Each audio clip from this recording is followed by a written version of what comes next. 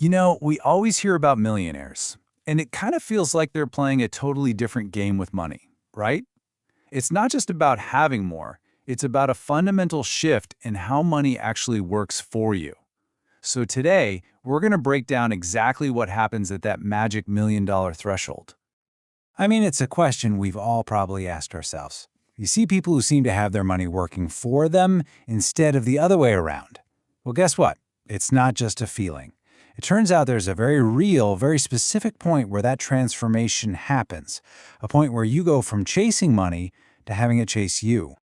So most of us, we think about building wealth like that on the left, just a straight line up. $1 million is just 10 times better than 100,000. Simple as that. But that's not how it works at all. The reality is, well, it's way more exciting. Wealth building has these key thresholds, and crossing that $1 million mark in invested assets, that's not just a step up. It's like you've unlocked a whole new level of the game with a completely different set of rules. Okay, let's dive right in with the most dramatic change of all, the math. Seriously, this is where the numbers start working for you in a way that feels, well, it feels almost unfair, but in a really, really good way. All right, so picture this. You've got $10,000 invested. At a pretty standard 7% return, you're looking at $700 a year. Hey, that's great. It's a nice dinner out, a little extra cash. It's an awesome start. But let's be honest, it's not changing your day-to-day life. Now, let's bump that up to $50,000. Okay, now we're talking $3,500 a year. That's definitely more helpful, right? Maybe it covers a vacation, pays off a credit card, but you're still setting that alarm clock every morning. You are still 100% tied to your job to cover your actual living expenses. The math is still pretty straightforward. And then you hit 1 million. All of a sudden, that exact same 7% return is generating $70,000 a year in passive income.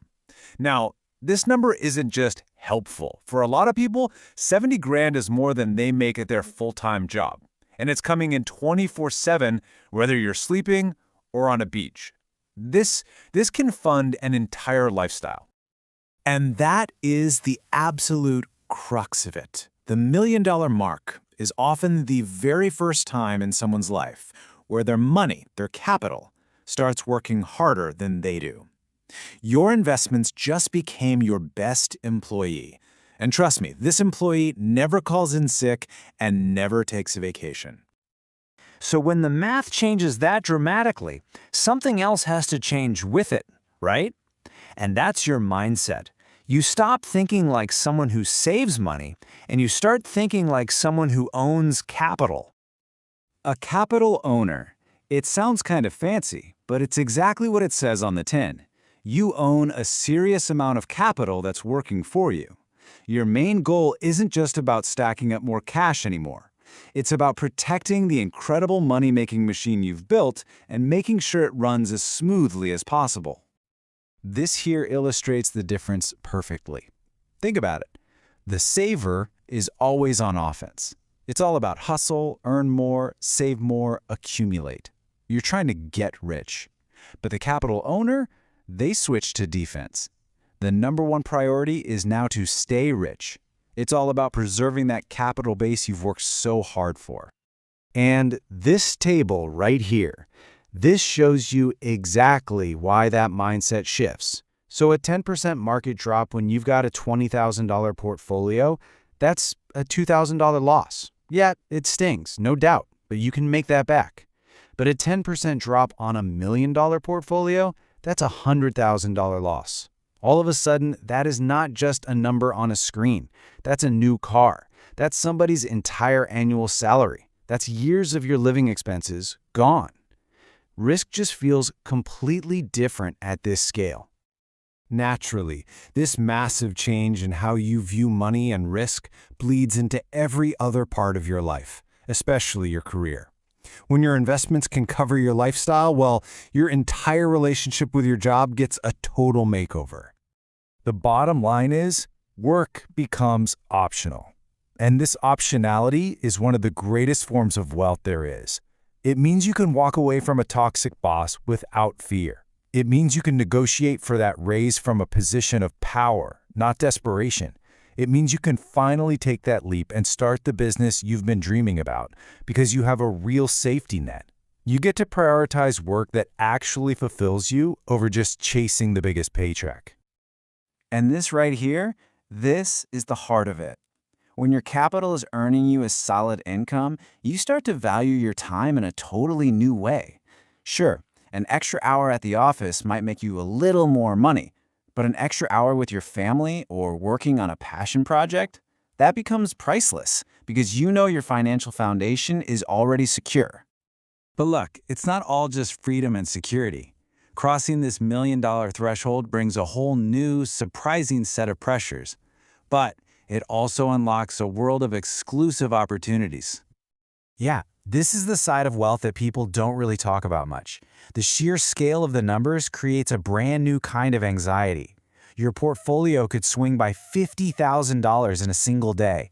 Watching that happen in real time is a psychological roller coaster you just can't prepare for.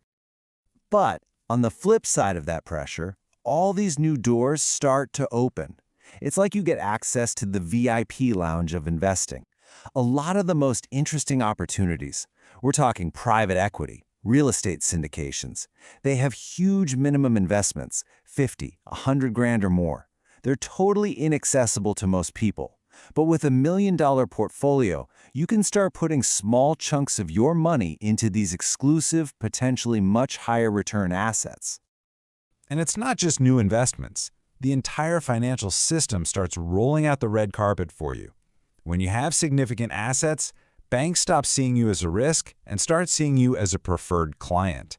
And this unlocks access to cheaper loans, better terms, and the big one, leverage. The ability to use your capital to borrow even more and just pour gasoline on your wealth-building fire. So, what does this all add up to? When you put the math, the mindset, the new pressures and opportunities all together, what you get is a final, profound transformation in how you see yourself, your money, and your future. It really boils down to these three key transformations. First, you get the optionality mindset. Major life decisions are no longer forced on you by necessity, they become real, genuine choices. Second, you experience compound acceleration. Because of that huge base you're starting from, that second million arrives shockingly faster than the first one ever did. And finally, you start to engage in legacy thinking. Your focus expands beyond just your own retirement and starts to consider the kind of impact you can have for generations to come. And that really is the ultimate question this whole journey leads to. It's a shift from how can I get more to what is all this for? Once your money is funding your life, you get to decide what you will fund with your money. It's not just a financial threshold, it's a complete change in your perspective on life itself.